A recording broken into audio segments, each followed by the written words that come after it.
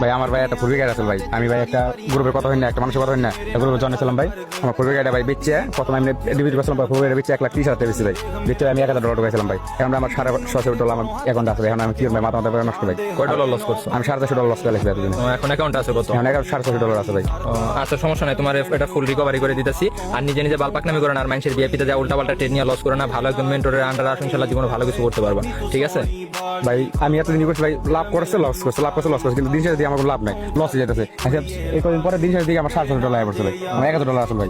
এখন অ্যাকাউন্টে কত ডলার আছে? $650 মতন আছে ভাই। 650। আচ্ছা $650 সিলেক্ট করো, একটা এন্ট্রি দিন, যত লস আছে রিকভারি হয় প্লাস প্রফিটে যাবে। সপ্লমো ভাই, সপ্লমো। হ্যাঁ হ্যাঁ, ফুল অ্যামাউন্টের একটা ট্রেড নাও।